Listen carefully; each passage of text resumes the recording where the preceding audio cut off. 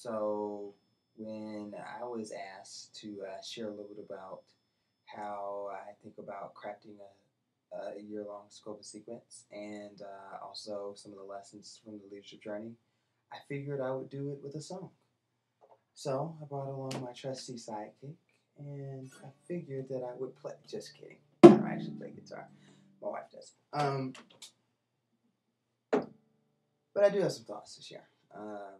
I really wanted to start with the who question because to me, not starting with the who question would mean folks were centering a lot of their leadership reflections on um, themselves as opposed to sort of centering their leadership reflections within the context of the place in which we're working and all of the others engaged in this work.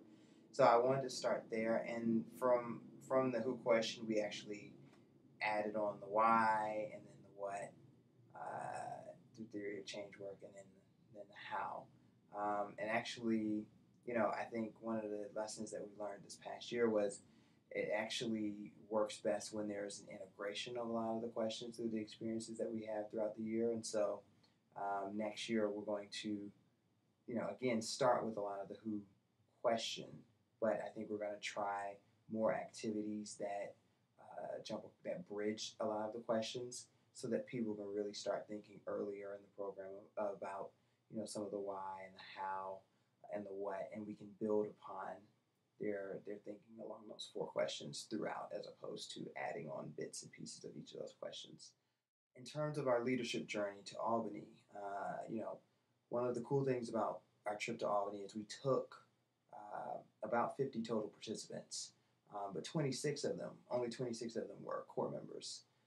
The rest were a mix of staff, community members, students, some civil rights activists, like parent volunteers, that kind of deal. And so that mix actually, I believe, created the environment conducive for open circle kind of conversations at the very beginning, where we were able to really dive into building a community, dive into a lot of the who question early on in the trip.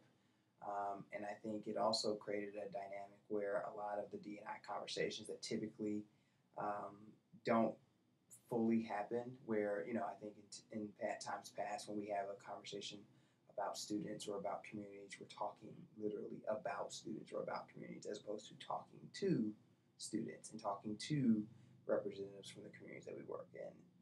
And so, this was very different. We had people in one large circle representing all facets of our community work. And I think it was really cool to see the intergenerational conversations that were happening. A student could say to a teacher, who could say to, a senior citizen, who could say to a parent, who could say to a community activist, all of the different things that they felt were necessary to be shared.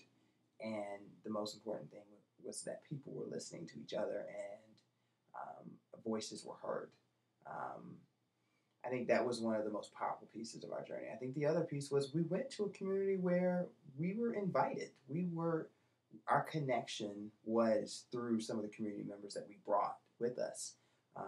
And it was a different feeling, going almost like we were going into someone's home who was inviting us into their home, into their life, and into their experience. And so they gave our folks a very important window into how to engage in community building, and how to engage in really exploring the who question through the lens of building strong relationships first. So